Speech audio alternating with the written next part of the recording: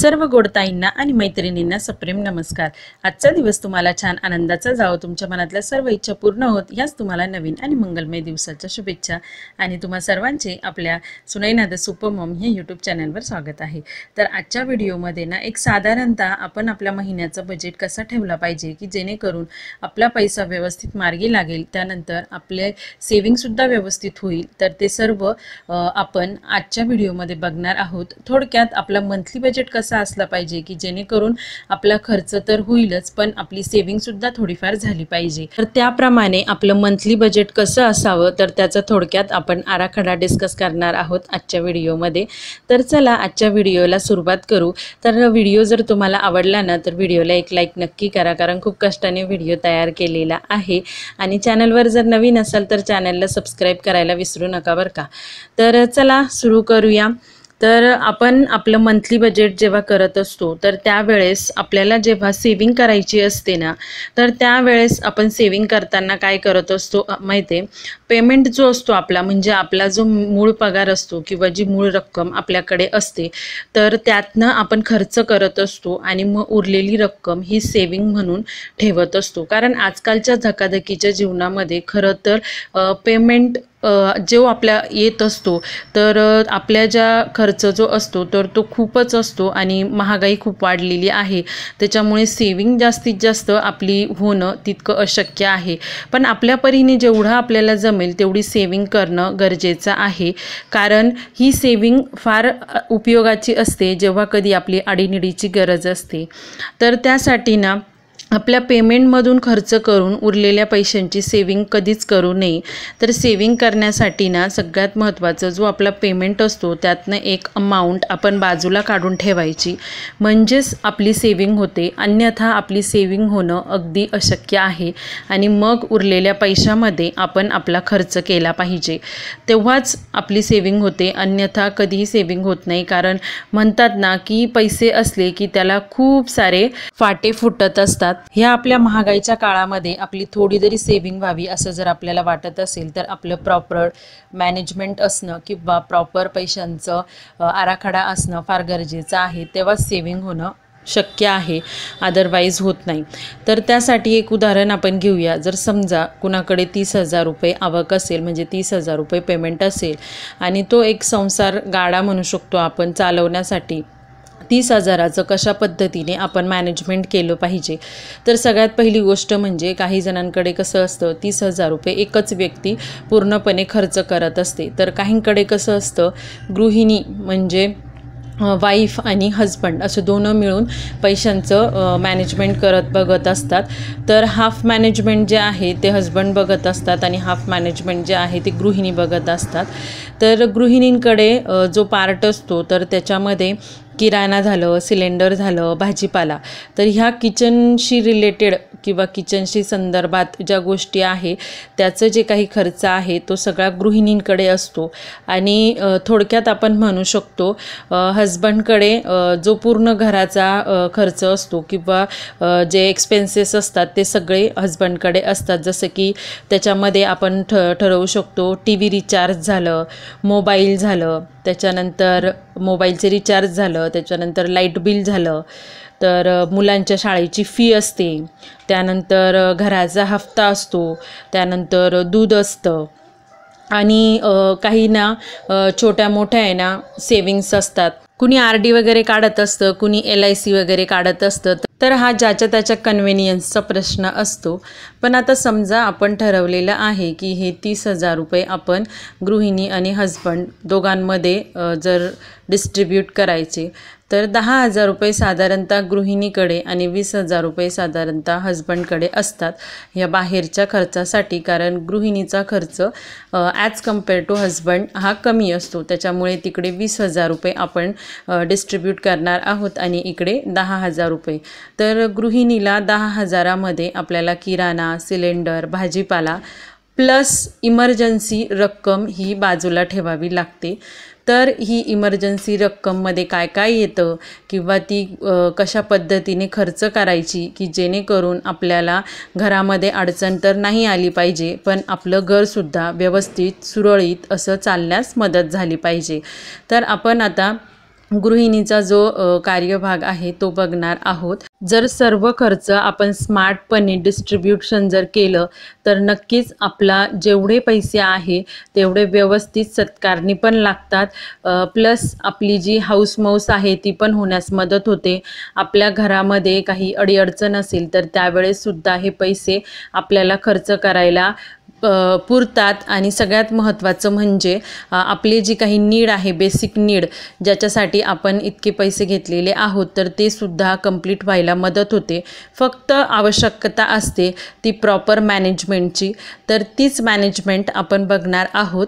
तर पहिल्यांदा आपण बघणार आहोत की आपला जी रक्कम आहे ती आहे 10,000 रुपये। तर त्याच्यामध्ये आपल्याला आणायचा आहे किराणा, भाजीपाला, सिलेंडर आणि इमर्जन्सी रक्कम आपल्याजवळ उरली पाहिजे। तर अशा पद्धतीने आपल्याला खर्च करायचा आहे। तर आपला जो फॉर्म्युला आहे तो फॉर्म्युला आहे की आपली जी मेन रक्कम आहे म्हणजे 10,000 रुपये, त्याच्यातनं आपल्याला सेविंगसाठीची रक्कम थोडीशी बाजूला काढून ठेवायची आहे आणि त्यानंतर आपण आपला उरलेला खर्च करणार आहोत। तर 10,000 रुपये जर आपण म्हणणार सेविंग, तर त्यासाठी कमीत कमी 1,000 रुपये आपण आपली सेविंग म्हणून बाजूला काढली पाहिजे। आता ही सेविंग नंतरसुद्धा आपल्याच कामाची असते। म्हणजे आपल्याला जर समजा काही एखादी मोठी गोष्ट घरामध्ये घ्यायची असेल किंवा काही फर्निचर वगैरे बनवायचं असेल किंवा काही डेकोरेटिव्ह वस्तू तयार करायची असेल किंवा घ्यायची असेल घरामध्ये, किंवा काही अधूनमधून आपल्याला काहीतरी वाटतं, किंवा दिवाळी येते तर दिवाळीच्या वेळेस आपल्याला एकाच वेळी इतके पैसे आपल्याजवळ नसतात। तर हेच 1,000 रुपये जर समजा आपण प्रत्येक महिन्यामध्ये बाजूला जर काढले आणि ते दिवाळीच्या वेळेस जर खर्च जर केले तर घरातील प्रत्येकाला व्यवस्थित कपडे पण घेता येतात, आपला सणही साजरा होतो आणि म्हणजे व्यवस्थित जातो आणि जो महिना आहे तो पण आपला व्यवस्थित जातो, कडकीचा जात नाही। तर त्यासाठी आपल्याला आपण 1,000 रुपये आपली सेविंग रक्कम बाजूला काढलेली आहे। म्हणजे आता आपल्याजवळ 9,000 रुपये आहे आणि त्या 9,000 रुपयाचं आपल्याला डिस्ट्रीब्युशन करायचं आहे। तर त्यासाठी आपण किराणा हा 4,000चा धरलेला आहे। तर एवढी महागाई आहे तर 4,000च्या वरतीच किराणा जातो, 4,000पेक्षा कमी किराणा आज तरी जात नाही। त्यामुळे 4,000 ही मिनिमम रक्कम आहे की जी किराण्यासाठी आपण वापरली पाहिजे 9,000मधून। त्यानंतर 1,200 रुपयापर्यंत म्हणजे सिलेंडर येत असतं, तर 1,200 रुपये आपण सिलेंडरला काढलेले आहे। त्यानंतर आपला भाजीपाला असतो तर त्याच्यामध्ये फ्रूट्स येतात, त्याच्यानंतर त्याच्यामध्ये स्नॅक्स येतात। तर आपल्याला हे अधूनमधून लेकरांसाठी घरामध्ये आणणं फार गरजेचं असतं आणि ते आपल्या हेल्थसाठी सुद्धा तितकंच इम्पॉर्टंट आहे। जर आपली हेल्थ चांगली असेल तरच आपण व्यवस्थित राहू शकू। उगाचच पैशांची तोकडेबाजी करून आणि वस्तू जर आपण घरामध्ये आणल्या नाही तर आपल्याला मग ते पैसे हॉस्पिटलमध्ये खर्च करावे लागतात। तर त्याच्यापेक्षा भाजीपाला झालं, फ्रूट्स झालं किंवा लेकरांना स्नॅक्स वगैरे लागत असतं, तर त्यासाठी आपण 2,000 रुपये असे बाजूला काढलेले आहे। आणि हे सगळा जो खर्च आहे तर हा खर्च मिळून होतो 7,000 रुपये, 7,200 रुपये। तर या 7,200 रुपये आपल्याला आपले 9,000मधून मायनस करायचे आहे। तर आपले उरतात 2,200 रुपये। तर 200 रुपये हे वरचे आपण किराण्यामध्ये ॲडजस्ट करणार आहोत, कारण कधी किराणा जास्त होतो, कधी किराणा कमी होतो। कारण की कधी कधी काय होतं, पहिल्या महिन्याचा किराणा जर बऱ्यापैकी असेल तर आपल्याला त्या महिन्यामध्ये किराणा हा कमी आणावा लागतो, पण त्यावेळेस आपले पैसे उरतात मग। आणि मग एखाद्या वेळेस जर आपल्याला जास्त जर पैसे लागले किराण्यामध्ये, जर अगदीच किराणा आपला कमी पडलेला असेल तर हे 200 रुपये आपण किराण्यामध्ये एक्स्ट्रा ॲड केलेले आहेत। तर असं समजू की आता आपल्याजवळ 2,000 रुपये उरलेले आहे की जी आपली इमर्जन्सी रक्कम असते, की आपल्या घरामध्ये काही दुखणं वगैरे आलं अचानक किंवा आपल्याला काही हॉस्पिटलसाठी पैसे वगैरे लागत असले तर ह्या 2,000 रुपयांमधून आपण खर्च करू शकतो। त्यानंतर ह्या इमर्जन्सी जो खर्च असतो त्याच्यामध्ये समजा घरी अचानक कोणी पाहुणे आले किंवा एखादा काही प्रोग्राम असला, एखादं लग्न असलं किंवा एखादी बड्डे पार्टी असेल तर तिथे आपल्याला बड्डे गिफ्ट द्यावं लागतं. त्यानंतर डोहाळे जेवणाचा कार्यक्रम वगैरे असतो तर त्यासाठी आपल्याला साडी किंवा इतर काही गोष्टी द्याव्या लागतात. तर त्याच्यासाठी सुद्धा आपल्याला एक्सपेन्सेस ह्याच रकमेमधून आपण घेऊ शकतो. त्यानंतर सगळ्यात महत्त्वाचं म्हणजे कुणी कसं असतं गहू वर्षभराचा भरून ठेवतो, पण कुणाकुणाचं कसं असतं 3-3 महिन्यांनी किंवा 4 महिन्यांनी गहू भरला जातो. जसं की माझ्याकडे असतं की माझ्याकडे ना जास्त गहू स्टोअर करायला जागा नाही आहे, त्याच्यामुळे मी 3 महिन्यांनी 4 महिन्यांनी जसा गहू संपेल 30 किलो 25 किलो किंवा 40 किलो तर असा गहू घेते आणि त्याच्यानंतर मग पुन्हा नव्याने 3-4 महिन्यांनी गहू घेत असते. तर मग हा गहू आणण्यासाठी सुद्धा आपण ह्याच रकमेचा वापर करू शकतो. त्यानंतर कधी काय होतं माहिती का, आपण रोज तेच आपलं रुटीन किंवा रोज तेच आपण म्हणजे जे रुटीन आहे ते करून आपल्याला कंटाळा येतो. तर कधीतरी आपल्याला फिरायला पण जायचं असतं, तर ती जी रक्कम असते तर त्यावेळेस आपण कधी ना हॉटेलमध्ये वगैरे पण जेवत असतो, तर ती रक्कमसुद्धा ह्याच एक्सपेंडिचरमधून आपल्याला काढायची असते. तर ही झाला इमर्जन्सी खर्च. आता एकाच महिन्यामध्ये एवढं सगळं येईल असंही नसतं. ही रक्कम आपण एका ठिकाणी व्यवस्थित साचवून ठेवत चालायची आणि त्याच्यानंतर मग ती आपण खर्च करायची. तर त्यानंतर आता जर मेन बजेट जे असतो तो हजबंडकडे असतं, तर त्यांचं कसं असतं, त्यांना TV रिचार्ज वगैरे मारायचा असतो. तर 360-400 रुपयांपर्यंत TV रिचार्ज बसतो. त्यानंतर मोबाईल रिचार्ज, आता मोबाईल रिचार्जमध्ये दोघांचे पण रिचार्ज येतात, तर साधारणतः 300 रुपयांपर्यंत दोघांचा रिचार्ज पडतो, म्हणजे ते 600 रुपये झाले. लाईट बिल एक छोट्या कुटुंबासाठी 600 रुपयापर्यंत लाईट बिल हे येतच असतं कुठल्याही परिस्थितीमध्ये. आणि आजकालच्या मुलांच्या स्कूलच्या फीज ह्या 4,000पर्यंत कशा पण बसतात, म्हणजे समजा 350 ते 4,000पर्यंत महिन्याची फी बसत असते.